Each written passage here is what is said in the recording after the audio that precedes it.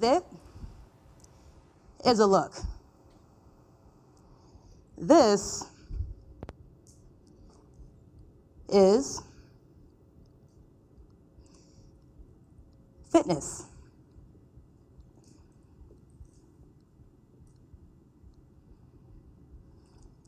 Let me tell you the story of how I came to want to be fit. A large part of my childhood was centered on sports. I spent a ton of time conditioning my body at various camps, clubs, and contests.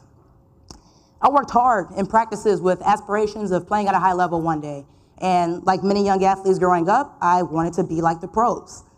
The Serena Williams, the Sonia Richards, the Rafael Nadals, these were the athletes I adored.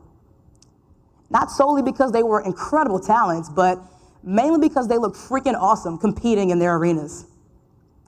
The athletic, aesthetic bodies they achieved were totally badass, and I wanted to look badass. At 12 years old, I started strength training with a personal trainer who also happened to be a bodybuilding coach. He had this wall showcasing his top bodybuilding clients posing at their shows. I would walk in the gym every day before training and look at that wall for inspiration because the physiques they achieved were incredible. I told myself if I worked really, really hard in all my training sessions that I could look like them one day. I kept this mentality for the next 10 years, getting after it in all my training sessions with intensity unwavering from full throttle. You can ask my former teammates what I look like training. They'll tell you that intense was my middle name and that I was extra. Fast forward a year later, from about 13 to 15 years old, I was in this awkward phase of having attained the physical attributes of a woman, but I still had the frame of a thin little girl. During this time, I was flooded with comments from family and friends on my body. Dang, your body is so fit and perfect. I remember when I used to look like that. Stay active, girls who can keep that perfect body. Enjoy it now. This is the best you're ever going to look. And then there was the fundamental intolerance of body diversity in our society.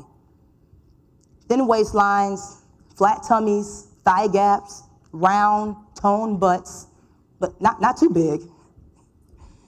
These are markers of success, willpower, and beauty for women. And for guys, muscle volume, washboard abs.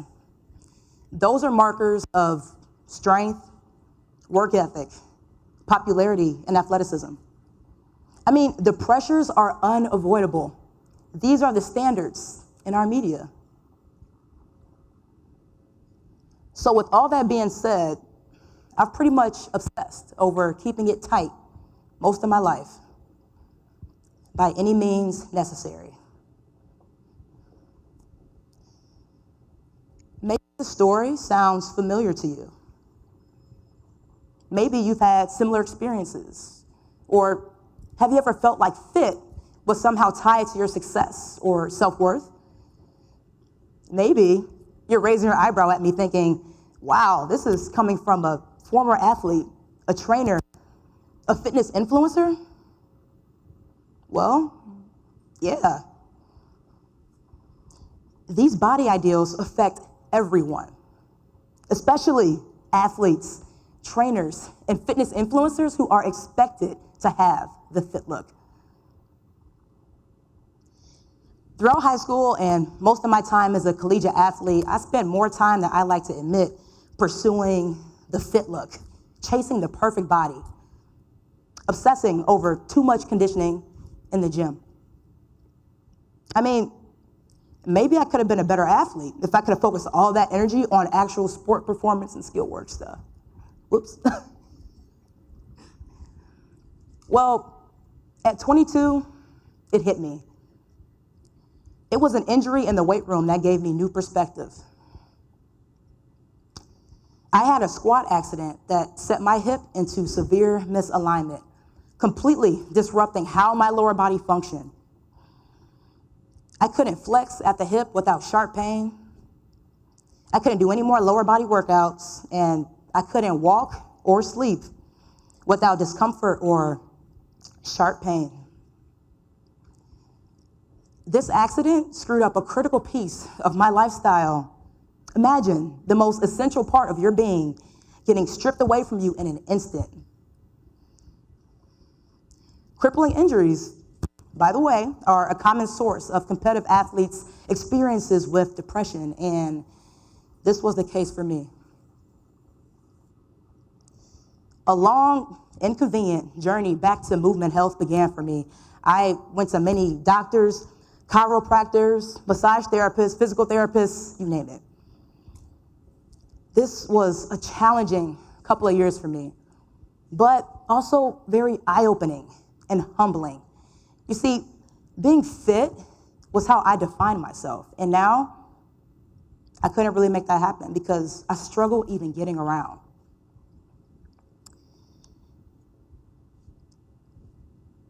I gained a newfound appreciation of what fitness was meant to be. And I became empathetic to the people that lived with these movement limitations their entire lives. People that didn't have the choice to be physically active or experience all of what the human body was physically capable of, like I had been able to. I started feeling bad about taking my body for granted for having such a shallow view of fit. As I went through the process of rehabbing my hip, I started to appreciate the gift of a healthy body and the beauty and healthy movement patterns as I truly started engaging my mind in my rehab exercises.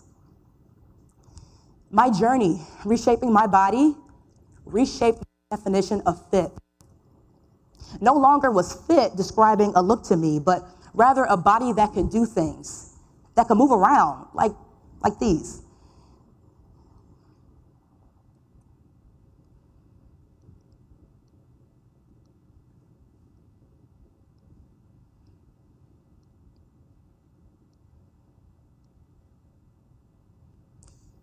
This was my breakthrough moment that unlocked new perspective, reshaped my worldview, and inspired lifestyle change.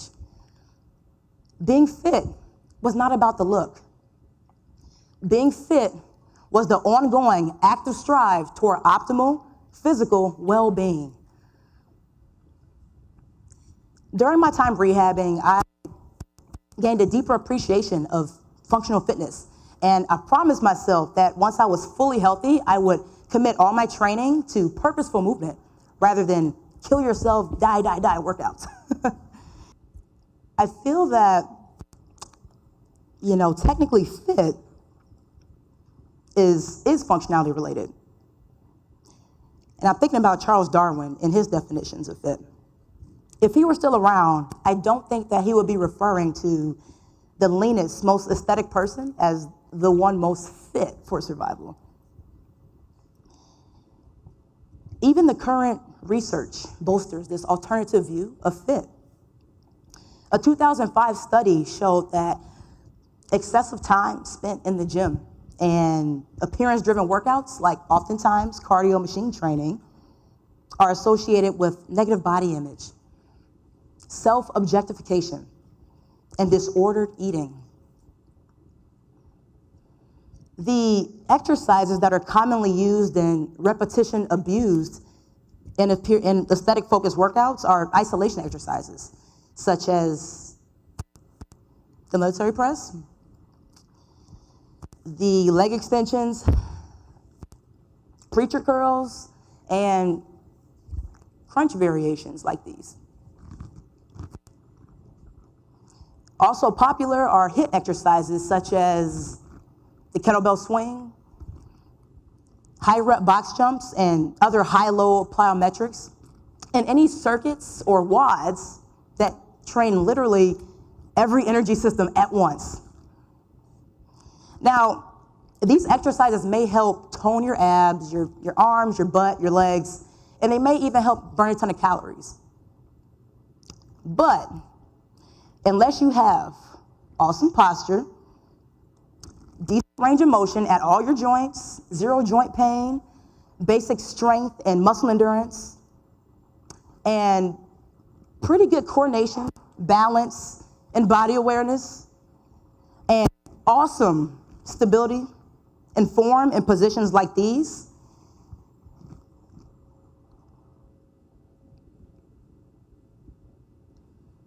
Then those exercises are actually going to be high risk for you, often leading to injuries such as lower back pain, disc herniations, ankle sprains, shoulder impingement, and hamstring pulls.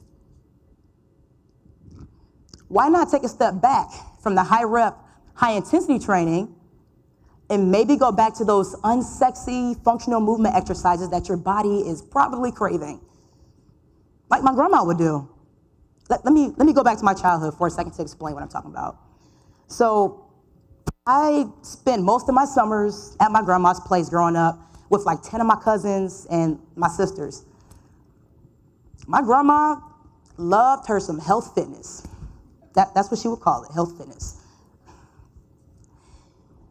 Every morning we would watch her do some of the craziest exercises, knowing that her routine was completely made up. We would crack jokes, but I've realized over the years that my grandma was the OG of functional fitness, specifically hip mobility training. In fact, just the other day, I got some footage of her at the gym getting after it. Here she is right here. Just killing it. She's better than me. Like, dang. Hip games. But really, my grandma still to this day sticks to her morning health fitness. And she taught me this valuable lesson. The human body was designed for movement exploration. What really changed my perspective and inspired this lifestyle change were some conversations I've had with consulting with my clients. One individual said the following to me during a fitness assessment. I just really want to be skinny. Is that possible for me? How long until I get there in our training regimen? Another individual had similar goals. Raising up their shirt and tugging it, what I saw was a flat, toned tummy. They looked up at me in disgust and they said the following. Look at all this fat. I can't even see my abs. Troubling statements, right? Well, get this. These individuals are athletes. These individuals are male. And these individuals are 10-year-old children.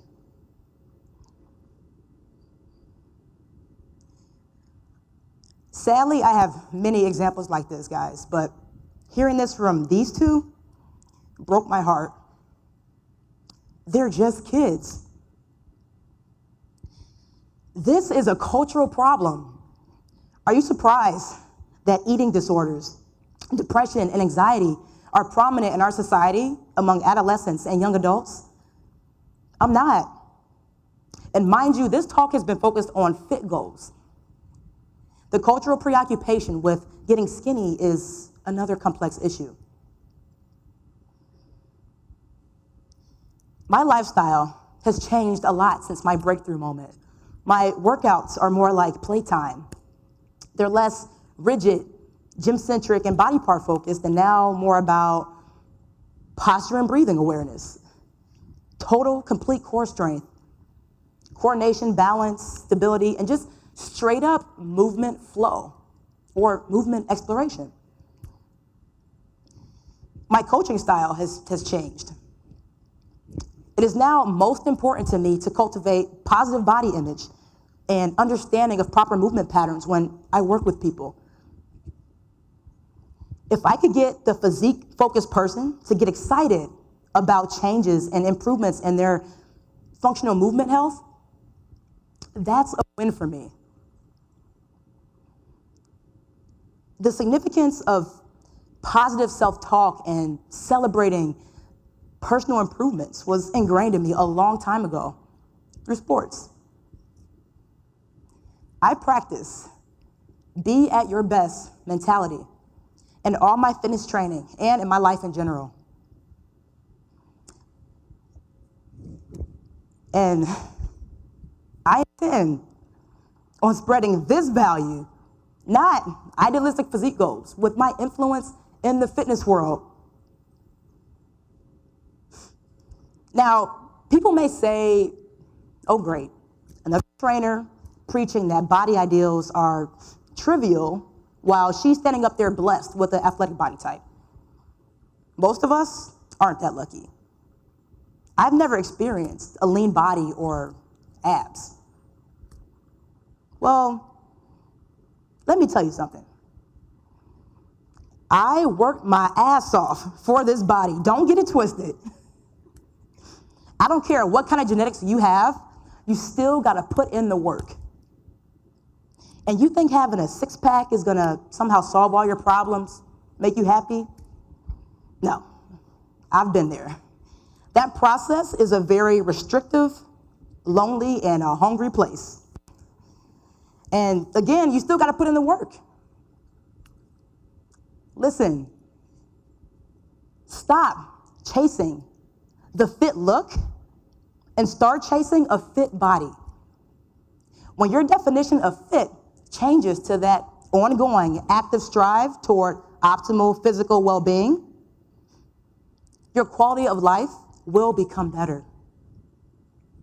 And trust me, when you start committing your training and your workouts to the exercises that help you become a better functioning human, your fit look will come without you obsessing so much over it. So team, would you rather look fit or be fit? Thank you.